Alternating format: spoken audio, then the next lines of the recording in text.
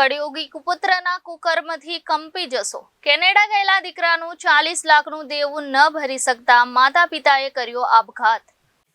કળિયુગ વિશે શાસ્ત્રોની સાથે લોક સાહિત્યમાં ખૂબ કહેવાયું છે, ત્યારે આ કળિયુગ કાળનો પ્રભાવ શરૂ થઈ ગયો હોય તેવો બનાવ સામે આવ્યો છે. સુરતમાં એક દીકરાએ સંબંધોની ગરિમાને લાંછન લગાવતો હોય તેવી ઘટના પ્રકાશમાં આવી છે. માતા પિતા કોઈને મોં ન બતાવી શકે તેવી સ્થિતિમાં મૂકી વિદેશમાં લીલા લહેર કરનારા દીકરાના કારણે મા બાપે અંતિમ પગલું ભરવું પડ્યું હતું. સંબંધોની દુન્યવી ઝાડ પરથી વિશ્વાસ ઉડાવવાની સાથે કંપારી છૂટી જાય તેવી સુસાઇડ નોટ લખીને સજોડે માતા પિતાએ જિંદગીનો અંત આણ્યો હોવાની હચમચાવતી ઘટના સામે આવી છે. મૂળ સાવરકુંડલાના વતની અને સુરતના સરથાણા ખાતે રહેતા 66 વર્ષીય ચોનીભાઈ ગેડિયા અને તેમના 64 વર્ષીય પત્ની મુક્તાબેને આપઘાત કર્યો હતો. એક સાથે પંખા સાથે દોરડું બાંધી ફાંસો ખાઈ જીવન ટૂંકાવી લીધું હતું. ચુનીભાઈના નાના પુત્ર પિયુષને 2 વર્ષ પહેલા ફાઇનાન્સના ધંધામાં નુકસાન જતા 40 લાખનું દેવું થયું હતું. ચુનીભાઈએ સંબંધીઓ પાસેથી નાણાં લાવીને પિયુષનું દેવું ચૂકવ્યું હતું. પિતાએ પુત્રનું જેવું દેવું ચૂકવ્યું કે દીકરો બાદમાં પિયુષ કેનેડા જઈ સ્થાયી થઈ ગયો હતો. જોકે પિતાએ લોકો પાસેથી લાવીને રૂપિયા દેવું ચૂકવ્યું હતું, છતાં પિયુષ કેનેડાથી કોઈ મદદ કરતો ન હતો, તેમજ તેમને પૂછતો પણ ન હતો. ફોન પર ક્યારેક કરતો ન હતો. પિતાએ સામેથી વિડીયો કોલ કર્યા તો તેમાં પણ જવાબ આપ્યો ન હતો. વળી સુરત આવ્યો ત્યારે પણ બીમાર પિતાની ખબર અંતર પૂછવા આવ્યો ન હતો. દીકરાની પત્ની પણ ન બોલવાનું બોલી ગઈ હતી. આખરે હતાશ થઈ ચુનીભાઈ અને મુક્તાબેને આપઘાતનું પગલું ભરી લીધું હોવાનું સામે આવ્યું છે. ચુનીભાઈએ આપઘાત પહેલા 4 પાનાની સુસાઇડ નોટ લખી હતી, જેમાં કેનેડા સ્થાયી થયેલા પુત્રના દેવાનું વ્યાજ ચૂકવતા અને હાલમાં સાથે રહેતા પુત્ર અને પુત્રવધૂનો આભાર વ્યક્ત કર્યો હતો. આ સાથે તેમના આપઘાત બાદ તેમની ઉત્તર ક્રિયામાં ખર્ચ ન કરવા ભલામણ કરી હતી.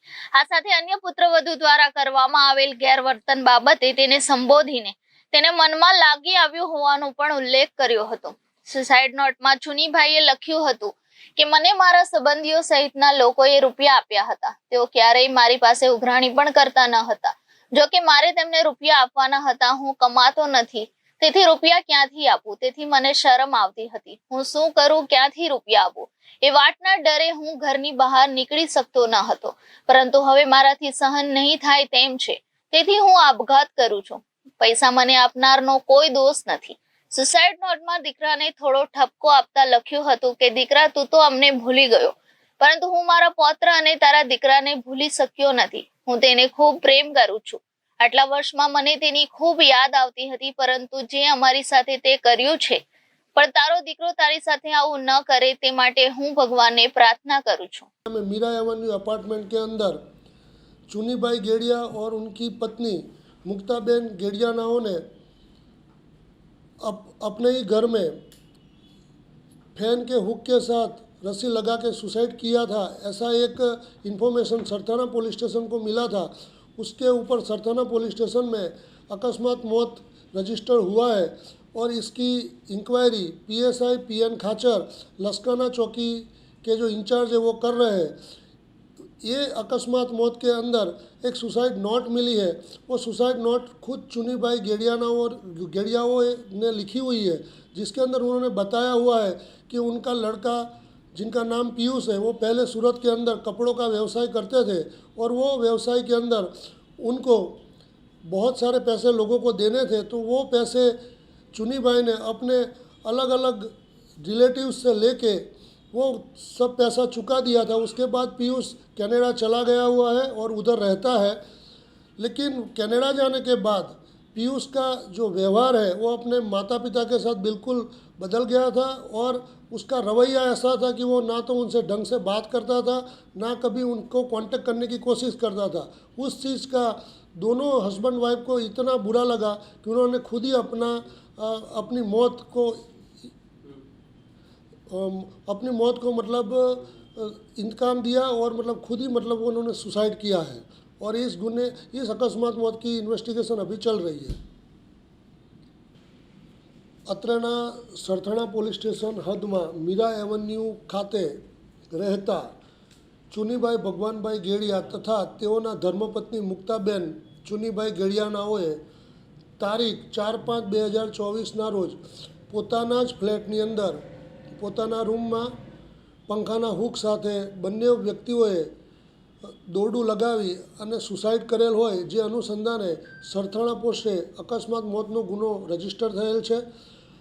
સદરુ અકસ્માત ગુનાની તપાસ PSI PN ખાચર લસકાણા ચોકીનાઓ કરી રહેલ છે. સદરુ અકસ્માત મોતના કામે એક સુસાઇડ નોટ મળી આવેલ છે, જે સુસાઇડ નોટમાં મરણ જનાર ચુનીભાઈ ગેડિયાનાઓએ પોતાની હકીકત દર્શાવેલ છે કે પોતાનો દીકરો નામે પિયુષ, જે સુરત ખાતે અગાઉ કાપડના વ્યવસાય સાથે સંકળાયેલ હોય અને તેને કાપડના ધંધામાં દેવું થઈ જતાં પોતાના પિતાશ્રીએ પોતાના સગા સંબંધીઓ પાસેથી પૈસા લઈ અને તે દેવું ચૂકતે કરી આપેલ. ત્યારબાદ આ પિયુષ કેનેડા જતો રહેલ છે અને કેનેડામાં હાલ રહે છે.